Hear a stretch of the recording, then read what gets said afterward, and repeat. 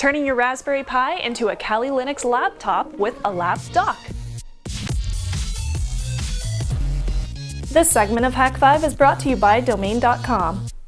Hello, welcome to Hak5. My name is Darren Kitchen. I'm Shannon Morse. It's your weekly dose of Technolust. Yes, it is. And you know what? Last week I saw you carrying around this cute little laptop. Oh. And I wanted to find out what this thing is because it's adorable. Okay. Oh so my god. remember when we went to CES in like 2009 and Sony was showing off like some $1,600 netbook that no one was going to buy? Yeah. Well, it turns out no one bought it, and so now it's like $300 on Amazon. I would totally buy this thing. I could stick this in my purse. Don't emasculate my and crypto I can carry it with top. me, and it'll be a little purse. It'll be my purse laptop. This is an air gap machine used for.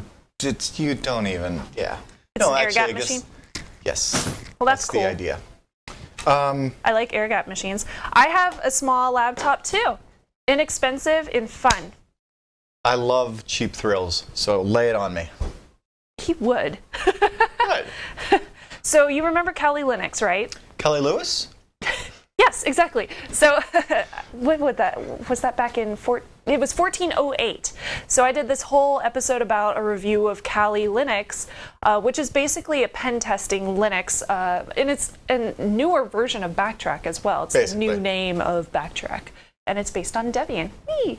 So this means that we can also put it on a Raspberry Pi. It's so cool to see all of like the amount of architectures that Kali has been ported to. Yeah. You've got builds for all these tiny little ARM devices, which is fantastic because we're kind of starting to live in an ARM world. Like, have you seen it on the Note 10? It's really cool. Oh, it's insane. Yeah. Yeah, I want to try putting it on the Note 10. That would be really fun. I'm glad that you've been able to take.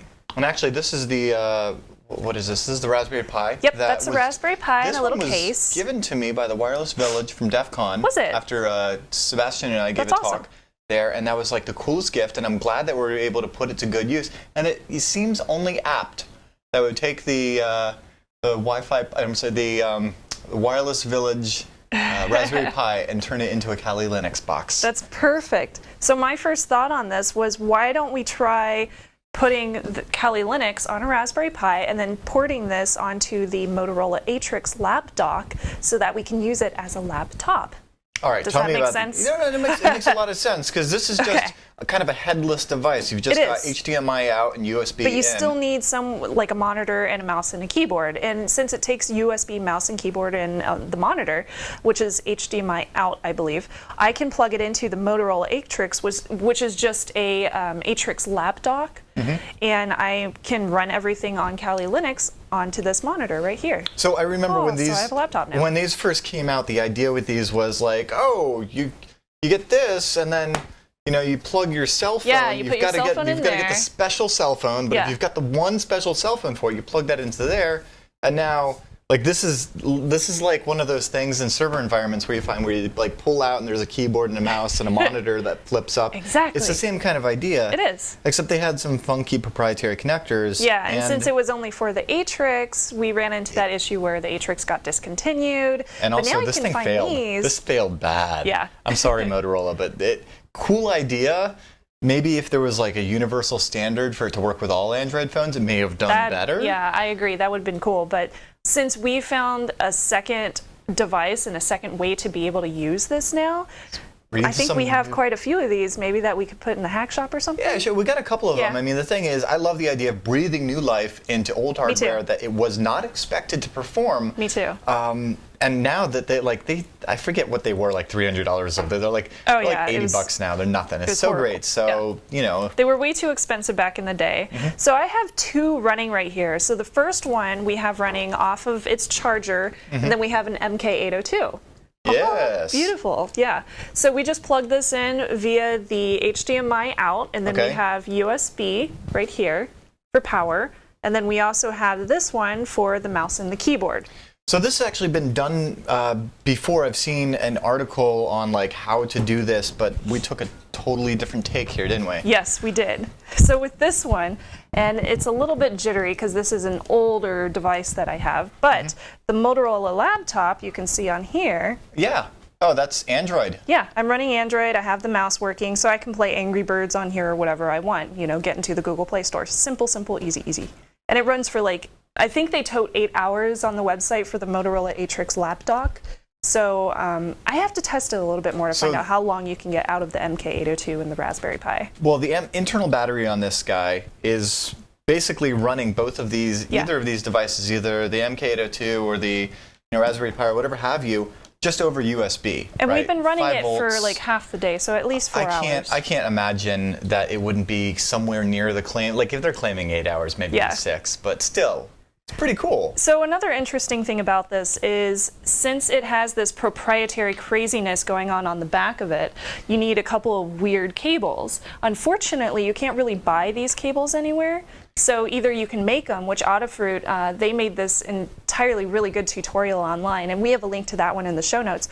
Or we also created these ones. So. Okay, I must say, like, this was one of those things that is born out of necessity, like any geek, where I was talking to Jason, I'm like, dude, how cool would it be if we could, like make this a little sexier, because it was like 6 cables and adapters before, and we've been able to do this with 3. And he's like, that would be stupid to make one set. So he's like, well, how about I make you 100? And I'm like, all right, that's cool. So these are the most expensive cables ever if we don't get rid of 99 of them. So let's hopefully do that later. Yes. Yes. But otherwise, yeah, pretty cool, basic idea, even if, you don't get the sexy ones. Just with, it's like when you used to go to Radio Shack and be like, I need this to go to that. And they're like, well, we don't have a this to that, but if you go to this and this and that and that. Oh, yeah, that totally works. I've been there. It's Radio Shack. Yay! Yay! So we got these cables working, and then we plugged it into the Raspberry Pi. And the first thing we needed to do was actually install Kali Linux onto a little SD card. Now, the thing about this is you really want to get one of those Class 10 8-gig SD cards or larger than that, so that it installs correctly and it's nice and fast on the Lapdock once you start using it. So to install it, you want to use df-tac-h to check basically which SD it is, because you don't want to erase your entire hard drive, because that's no fun. Right, because in Linux land, unlike Windows, you don't get like a drive letter, CD, E, whatever. Yes, exactly. You get, it'll show up as a device in /dev. Yeah. A lot of times, like SDA is not the one you want to format.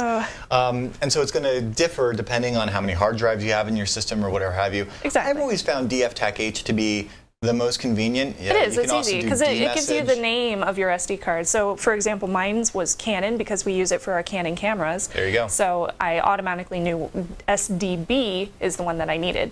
So after that, you use DD, another command in the terminal, to actually port your image onto the SD card and make it a nice little. And you just grab this image package. off of KaliLinux.com. Yeah. So it's DD space if equals Kali, whatever the image is called, and then of equals /dev/SDB for me, and then BS equals 512K.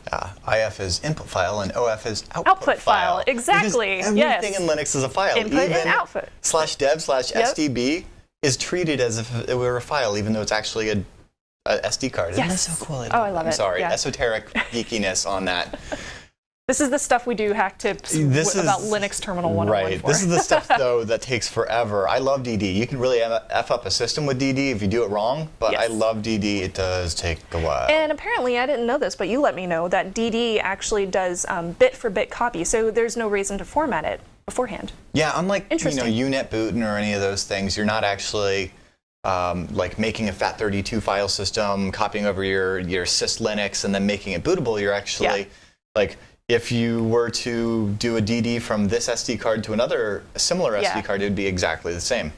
So once you get everything installed on your SD card, and it does take a little bit of time, it'll probably take, I think mine took up to 10 minutes or so to actually copy over. It was probably less than that, but I left the room, so. Dude, that's It might have been like 5 or 7. Yeah. I mean, it's not something like that. It's not like this thing is like a quad core, but it's still. No, it was just copying to the SD card from my Linux machine, so. No, I'm talking about booting. Booting. But, booting off of this, it takes like 2 minutes at most.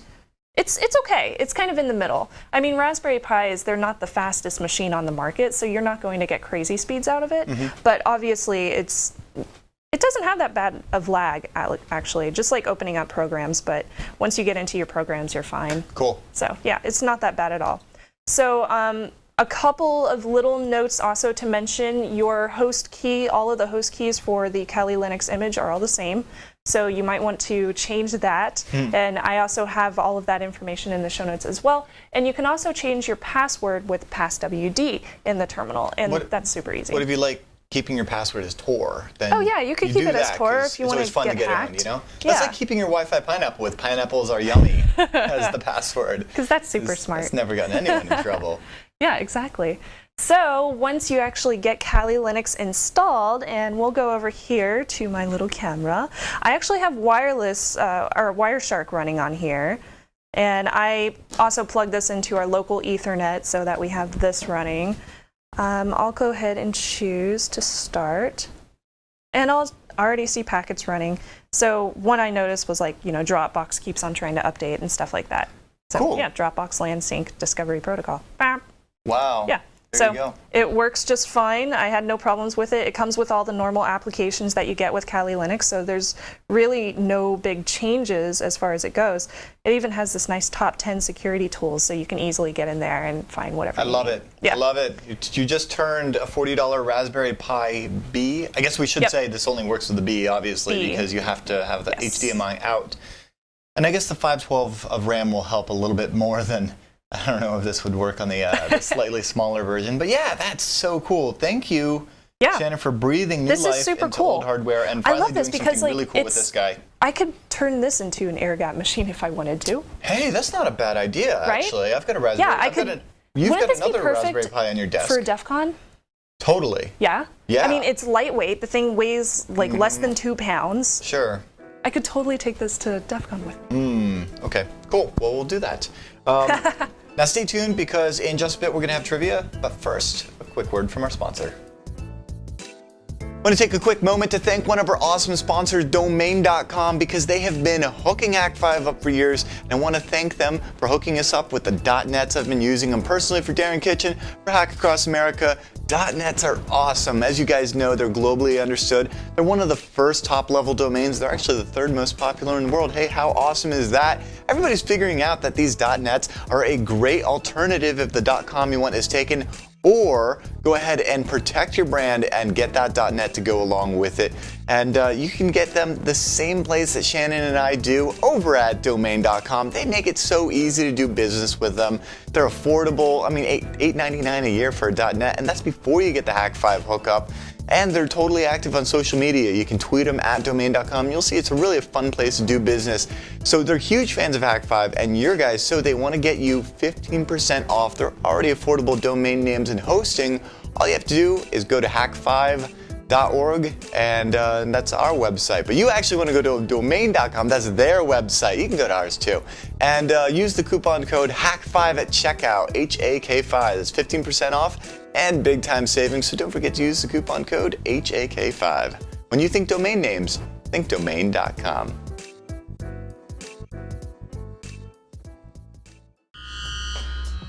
Last week's trivia question was, what foundry created the Ubuntu typeface font found in Ubuntu operating systems? And the answer was Dalton Mag. Now this week's question is, the key size used for an AES cipher specifies the number of repetitions of transformation rounds that convert the input, called the plaintext, into the final output, called the ciphertext. Now what are the first 3 number of cycles of repetition? You can answer that at hak5.org/trivia for your chance to win some awesome Hak5 goodies.